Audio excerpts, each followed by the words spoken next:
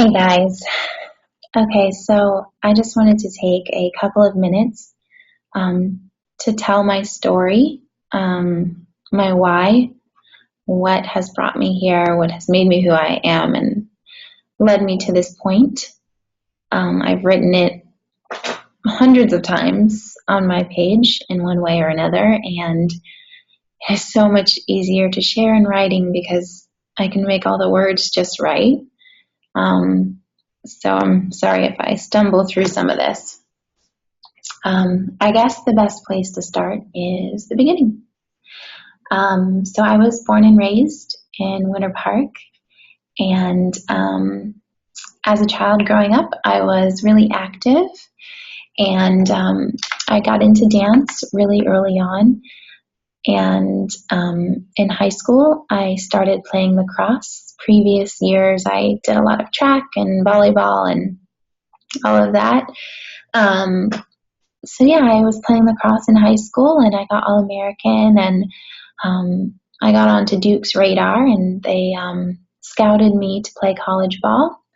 I went up there for part of a summer, and with every intention of,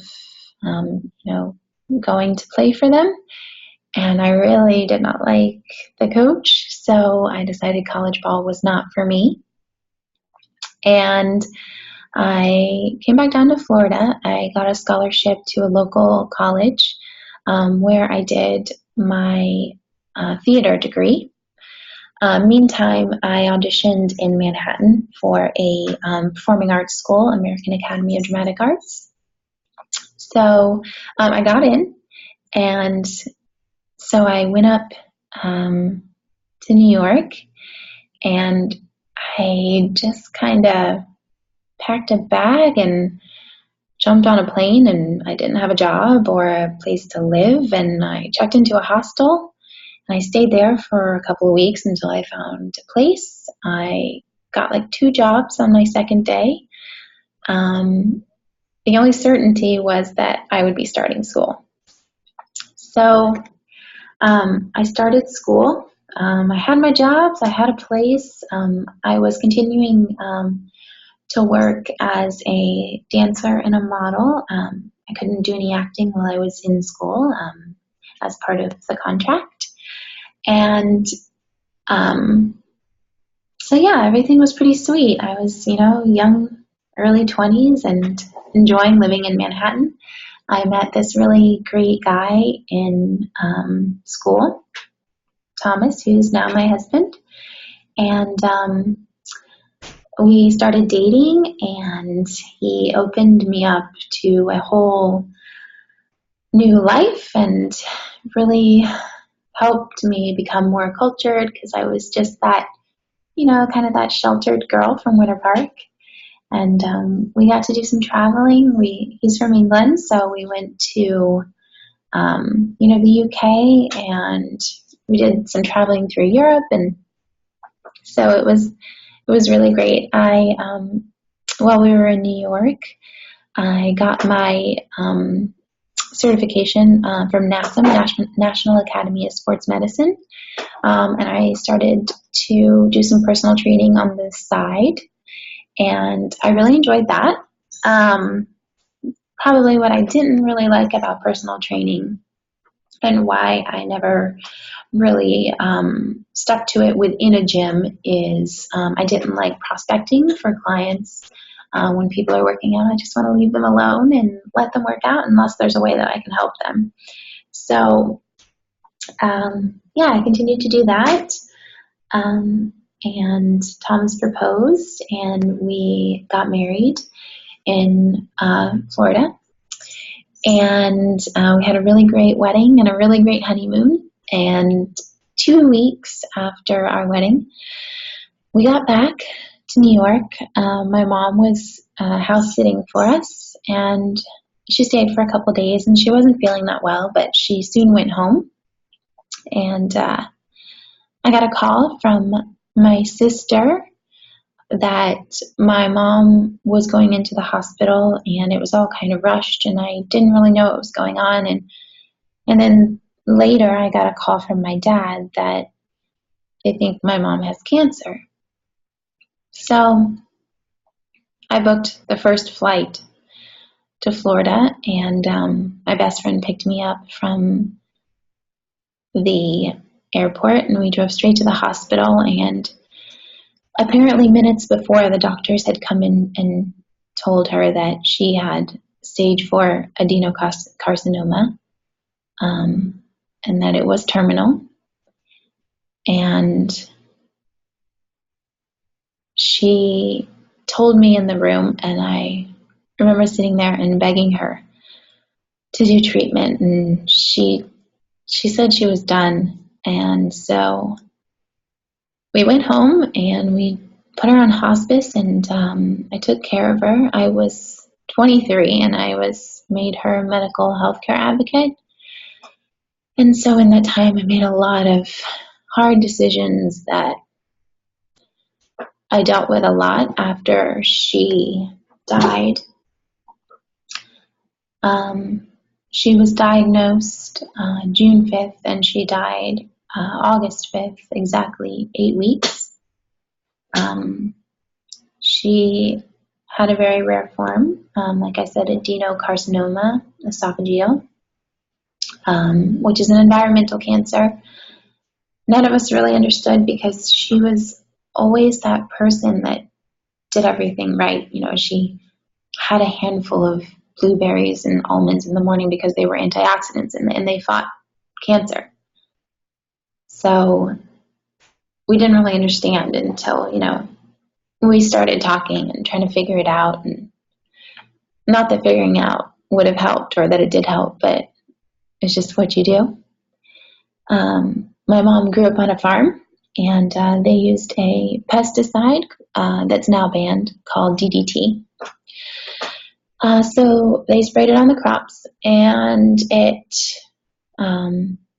sunk into the ground, and they had a well, and they drank well water and ate the food. And so, 40 years later, she ends up with cancer. So I stayed in Florida. My husband and I stayed in Florida a few months after she died. We moved back up to Manhattan in January. And it was really good to get back on our feet. It was the beginning of the recession in Florida right after she died. And so there was no jobs. And I was fortunate to have a job at Disney, but my husband couldn't find a job, and especially as knowing that we were only going to be there for a few more months. So it was difficult because I did have things that I needed to take care of there. So, just a lot of matters to see to. So, we kind of tread water. We were still paying rent on a Manhattan apartment, and we still had all the same bills. But when your mom is sick and dying, and when you're dealing with the aftermath of a death, you don't care about any of that. You just want to get through it. And so we just put everything on credit cards, and we weren't stupid with money. We didn't, go out shopping and stuff. We just did what we needed to. And so we moved back up to New York, and my mom's sickness and death was a real proton in me wanting to go to school for my pre-med. So I started that degree, and exercise became my therapy. Like I said, health and fitness had always been a huge part of my life, but it was just my outlet. I would run and, maybe go take a class and then go take a yoga class. And so I was exercising like crazy, and I didn't have an eating disorder, but I just didn't eat enough. So my input didn't match my output. So before long, I was inching towards 100 pounds and not feeling that great. And just, I was sick. And one morning I woke up and I couldn't feel my toes. And it was the strangest feeling to get out of bed and not know you're standing on your feet. So we went to the ER, and they didn't know what was wrong with me. I feel like they never do in the ER. So that was the start to several months of neurologists and tests and brain scans, and they think you have MS, or they think you have something else. And I eventually got smart and went to a Chinese medicine doctor who was also an MD, a neurologist, and she was very East meets West, and basically she got to the root of the problem. I didn't have enough B12, and so the myelin sheaths of my nerves were beginning to demyelinate, and that is why I was having the numbness. At that point, we didn't know how bad the nerve damage was, and if I would get the feeling back. So it was simple, really a simple fix. Clean up your diet or eat more, because my diet was good. It just wasn't enough. Eat more. I was a vegetarian at the time, so I had to start eating meat. It was either that or give myself a B12 injection. So it was kind of, cleaning up my diet, eating meat, and adding a supplement, B12, into my everyday regime. And a few weeks later, I could feel my toes. And that was a huge turning point for me, because it was just how basic it is to think that food is medicine. It's just natural medicine. And so that was huge for me, and it just all started to click, with what had happened to my mom, the environmental cancer, and, the pesticides and stuff like that. And I got really healthy. I went all organic. I got my yoga teacher training.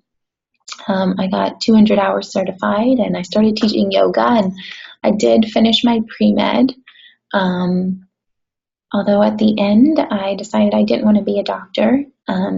After working with several doctors while volunteering, they were just, and this isn't true for all doctors, of course, but they were unhappy and unhealthy, and they never saw their family, and it wasn't what I wanted. And while that is only a period of time in their lives, it's a big period, and I wasn't willing to put the time in, especially since I was pregnant with our son, and it's not what I wanted for my family.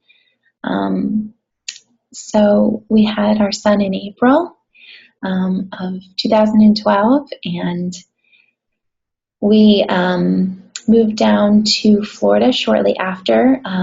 My husband's whole family is in England, and my whole family is in Florida. So we were pretty alone, and so we decided to move. And we moved down to Florida with no jobs, and just kind of thinking that we were going to figure it out on the way. And yeah, so we got down here. I was offered a really good job with CVS, and I turned it down. I just couldn't face leaving my son.